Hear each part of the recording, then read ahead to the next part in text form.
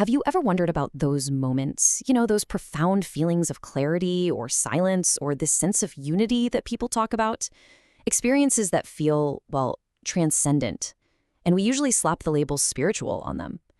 Today, we're going to dive into a really powerful way to understand these things, not through belief or metaphysics, but by looking at the pure mechanics of our own minds.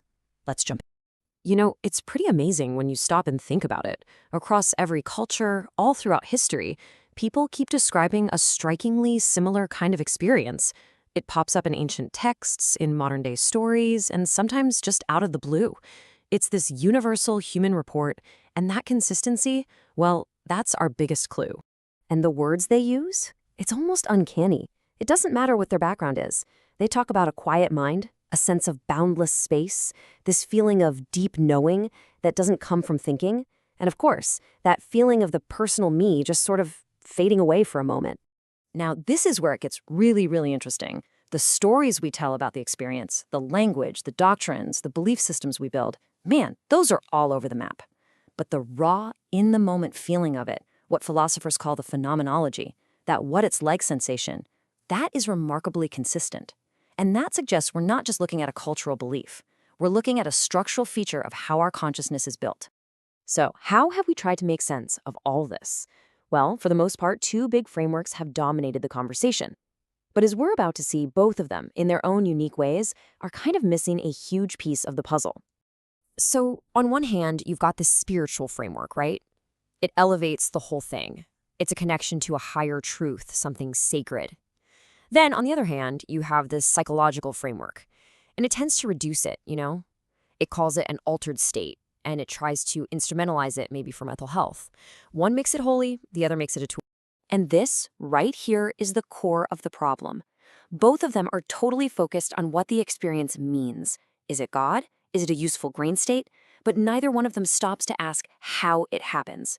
Neither of them even tries to describe the underlying architecture, the actual nuts and bolts in the system that make the feeling possible in the first place.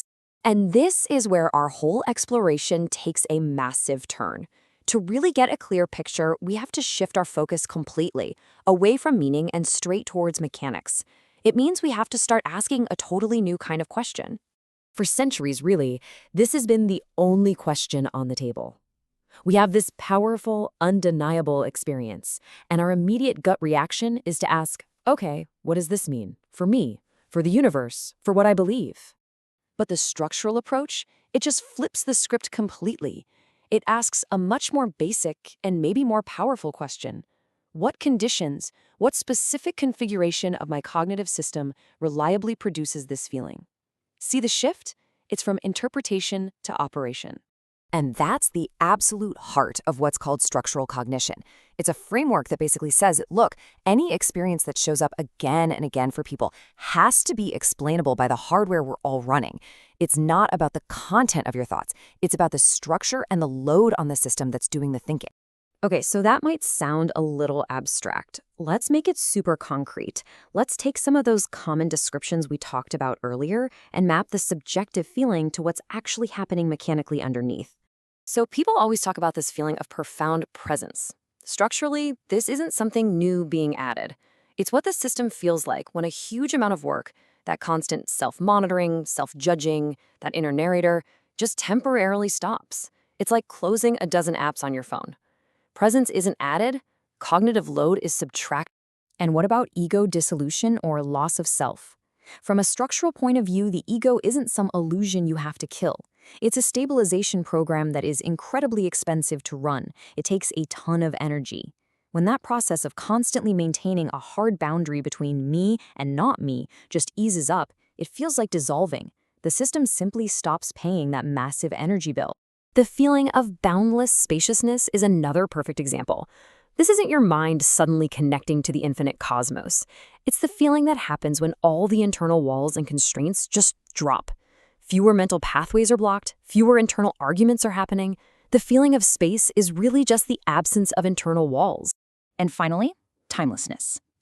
This happens when the structural pressure of time just collapses. Our brains are constantly running simulations, planning for the future, creating a sense of urgency. When that whole module of your brain that handles future planning just takes a coffee break, The feeling of being outside of time just shows up. The actual clock is still ticking, but that internal pressure cooker is off. So you might be thinking, okay, if all this is just about subtraction and less mental work, why does it feel so profound? Why does it feel more real, more true than normal life? And here's the crucial insight. These states feel so definitive, not because they're showing you some hidden, ultimate truth, but because they are states of radically reduced distortion. When all those layers of judgment, planning, and self-referencing go quiet, your system experiences this incredible, effortless coherence. And a system that's perfectly coherent without even trying feels, from the inside, like you've found the final answer. And this feeling is so powerful that, of course, we try to explain it. This is exactly where belief systems come from. The experience, that feeling always comes first. Then we reach for whatever tools we have, cosmology, metaphysics, doctrine, to build a story around it, to create a container to hold the memory of that effortless feeling. If you take only one thing away from this whole explainer, let it be this.